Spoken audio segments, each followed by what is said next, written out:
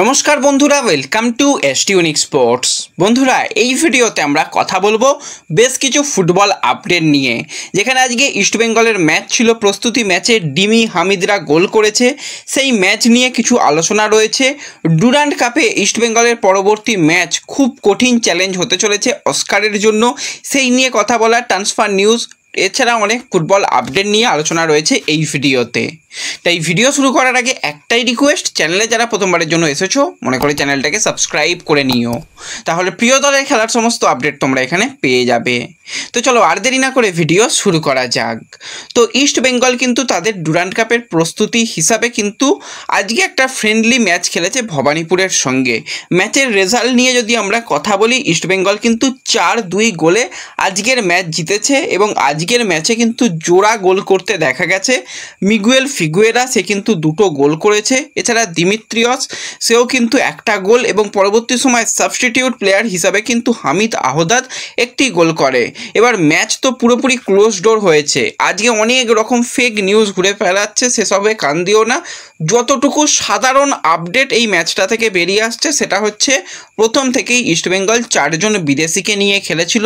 সেক্ষেত্রে Saul Crespo ছিল, ডিমি ছিল, এই দুজন, এবং তার সাথে কিন্তু রাশিদ এবং মিগুয়েলকে দিয়ে প্রথম থেকে শুরু করানো হয়। ফার্স্ট 11-এ ডুরান্ড কাপে যেটা প্রথম ম্যাচ হয়েছে সেই দলের অনেকগুলো চেঞ্জেস ছিল এবং এরা কিন্তু প্রথমে খেলে, এবং পরবর্তী সময় সেকেন্ড হাফে কিন্তু ইস্টবেঙ্গল যখন দেখেছে যে 3-1 লিড রয়েছে, সেকেন্ড হাফে কিন্তু পরিবর্তন করায়। সেক্ষেত্রে কেভিন সিবিলে এবং তার সাথে কিন্তু হামিদ আহদাদকে নামানো হয় এবং তারাও নামবে এবং ভালো খেলেছে। ইস্টবেঙ্গল 6 জন বিদেশিকেই ঘুরিয়ে ফিরিয়ে ব্যবহার করলো।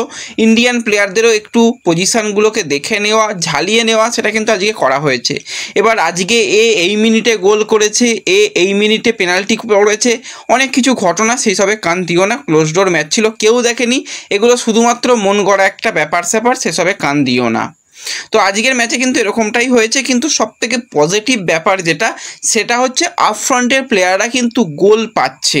লাস্ট ইয়ার আমরা দেখেছিলাম প্লেয়াররা খুব একটা গোল পাচ্ছিল না, প্র্যাকটিস ম্যাচেও খুব কষ্ট করে অন্যান্য প্লেয়াররা গোল করছিল, কিন্তু আক্রমণ বিভাগের প্লেয়াররা সেইভাবে গোল ছিল না, খুব কষ্ট করে প্র্যাকটিস ম্যাচ জিততে হয়েছিল। কিন্তু এই সিজনে চিত্রটা কিছুটা পাল্টেছে। ডিমি যেটা জানিয়েছিল যে আমি ঠিকঠাক বল সাপ্লাই পাচ্ছিলাম না, আমার সেট আপটা ঠিক মেনে নেওয়া যাচ্ছিল না, কোচও বুঝতে পারছিল না। এবছর মনে হয় সেই ব্যাপারটা অনেকটা কেটে যাবে এবং ডিমি কিন্তু সে আস্তে আস্তে ছন্দে ফিরবে, এটুকু আশা করছি। যেহেতু ডুরান্ড কাপের প্রথম ম্যাচে গোল পেয়েছে, প্রস্তুতি ম্যাচে গোল পেয়েছে, তো তার উপর আস্তে আস্তে আশা করাটাই ভালো। খুব বেশিও আবার আশা করে ফেলো না, তাহলে হতাশ হতে হবে। এবং মিগুয়েল, তাকেও ব্যবহার করে আজকে দেখা গেছে, সেও গোল পেয়েছে। এবার ভবানীপুর তো আইএসএল স্ট্যান্ডার্ডের দল নয়, তাদের স্ট্যান্ডার্ড অনেক লো। তো সেই জায়গায় কে কত গোল করলো, কী করলো দেখার থেকে প্রস্তুতি কেমন হচ্ছে, প্লেয়াররা কতটা ফিট রয়েছে, 90 মিনিট খেলার জায়গায় কোনজন কতটা রয়েছে, সেটা মনে হয় দেখা সবথেকে গুরুত্বপূর্ণ। এবং সেই জন্যই কোচ এরকম একটা পরিকল্পনা করে একটা ফ্রেন্ডলি ম্যাচ খেলেছে। আমার তো এটাই মনে হয়। বাদবাকি তোমরা তোমাদের মতামত অবশ্যই জানিও যে প্রস্তুতি ম্যাচকে গোল দিয়ে বিচার করা উচিত নাকি ফিটনেস দিয়ে বিচার করা উচিত। কিন্তু এর সাথে সাথে আজকে আমরা ডুরান্ড কাপের 2টো গুরুত্বপূর্ণ ম্যাচ দেখলাম, যেখানে কিন্তু প্রথম ম্যাচ ট্রাও এবং নেরোকার ছিল, সেখানে কিন্তু 1-1 গোলে ড্র হয়েছে। কিন্তু আজকে যেই ম্যাচের দিকে আমি স্পেশালি লক্ষ্য রেখেছিলাম যে নামধারী এবং সাউথ ইউনাইটেডের খেলা কীরকম হয়, আমি তো বলবো আজকে সাউথ ইউনাইটেডের ব্যাড লাক। তারা যেভাবে খেলেছে প্রথম 70 মিনিট, তো তাদের কাছেই বেশিরভাগ সময় বল দখল ছিল, তারা প্রচুর অ্যাটাক করেছিল, চান্স ক্রিয়েট করেছিল। তো সেই জায়গায় বারবারই কিন্তু নামধারীর ডিফেন্সের উপর তারা চাপ রেখেছিল, কিন্তু তারা যখন ফার্স্টের গোল খেয়ে যায় তখন কিন্তু তাদের মনোবল অনেকটাই ভেঙে যায়। 2টো গোলই কিন্তু হয়েছে সাউথ ইউনাইটেডের ডিফেন্সের ভুলে। দ্বিতীয় গোলটা তো পুরোপুরি ব্লান্ডার বলতে হয়, গোলকিপার একদম বল সামনে ফেলে দিয়েছিল, সেখান থেকে স্ট্রাইকার গোল করে দেয়। এবং প্রথম গোলটাও কিন্তু ওইভাবেই ওই জটলা থেকেই এসেছে।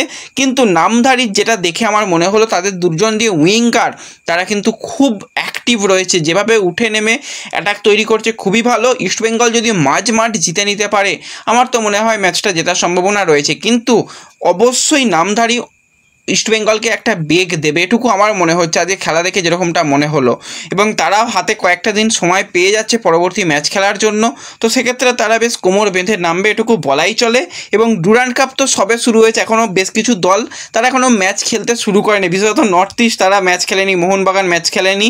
তার আগেই গ্রুপ এ থেকে অফিসিয়ালি বিদায় নিল সাউথ ইউনাইটেড তারা কিন্তু 3টে ম্যাচের মধ্যে কোনো ম্যাচ জিততে পারেনি ইস্টবেঙ্গলের বিরুদ্ধে, কিন্তু তারা বড় ব্যবধানে 5-0 ব্যবধানে তারা হেরেছিল। তার পরবর্তী ম্যাচে 3-3 গোলে ড্র করেছিল এবং আজকের ম্যাচও হেরে গেল এবং সাউথ ইউনাইটেড কিন্তু অফিসিয়ালি বিদায় নিল।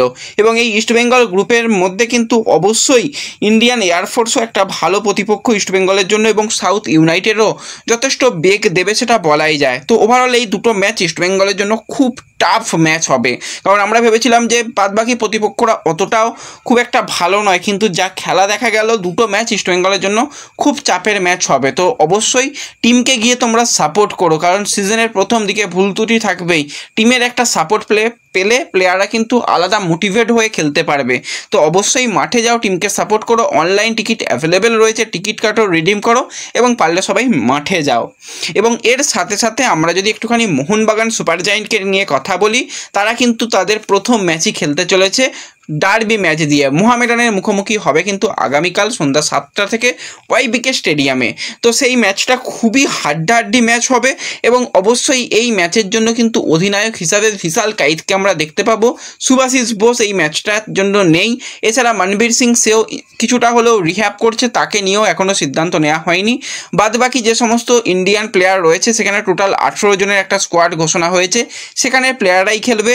তো এই ম্যাচটা কিন্তু তারা জেতার জন্যই ঝাঁপাবে বোঝা যাচ্ছে, কিন্তু মোহামেডানও যেরকম খেলেছে তাদেরও কিন্তু ছোট করে দেখলে হবে না, তারাও কিন্তু মোহনবাগান সুপার জায়েন্টকে যথেষ্ট বেগ দেবে সেটা বলাই যায়। এবং এর সাথে সাথে আমরা যদি প্লেয়ারদের নিয়ে একটুখানি আপডেট দিই, তার মধ্যে মোহনবাগান সুপার জায়েন্টের প্রথম বিদেশি প্লেয়ার টম অলরেড, সে কিন্তু চলে আসছে 1 তারিখে সকালবেলা, সকাল 8টার সময় কিন্তু সে চলে আসছে। তার সাথে সাথে জোসে মলিনা, সে কিন্তু 31 তারিখে মধ্যরাত্রে, খুব সম্ভবত রাত 2টো, সেটাও 1 তারিখই হয়ে যাচ্ছে, সে রাত 2টোর সময় কিন্তু জোসে মলিনাও আসছে। বাদবাকি বিদেশি প্লেয়াররাও খুব তাড়াতাড়ি চলে আসবে এবং পরবর্তী ম্যাচ থেকেই শক্তিশালীভাবে মোহনবাগান সুপার জায়েন্টও নামবে সেটা বোঝা যাচ্ছে। এবং এই জায়গাতেই সকলের মনে প্রশ্ন যে রবসন রবিনোর কি ব্যাপার হলো, এই 30 বছর বয়সী ব্রাজিলিয়ান অ্যাটাকার কি মোহনবাগানে আসবে নাকি সে আসবে না। দেখো, তার সাথে মোহনবাগান সুপার জায়েন্টের কথা একদম চূড়ান্ত পর্যায়ে হয়ে গেছে, হয়তো ভিতর তার সাথে যেগুলো প্রি কন্ট্যাক্ট করা হয় সেইগুলো আগে থেকে করা ছিল, শুধুমাত্র অফিসিয়াল সিগনেচারটুকু বাকি রয়েছে, সেটাও হয়ে যাবে। সে কলকাতাতে আসবেও শোনা যাচ্ছে, এসে গেলে মেডিকেল টেস্ট কিছু থাকবে, সেগুলো হয়ে গেলেই তার নাম অফিসিয়ালি ঘোষণা করবে। তো একদিকে মিগুয়েল, সে কিন্তু লাল হলুদের জার্সি পরে খেলবে, অপরদিকে রবসন রবিনো সে সবুজ মেরুন জার্সি পরে খেলবে। একটা সময় দুজন একসাথে খেলেছে, তাদের একটা সুন্দর জুটি আমরা দেখতে পেয়েছিলাম।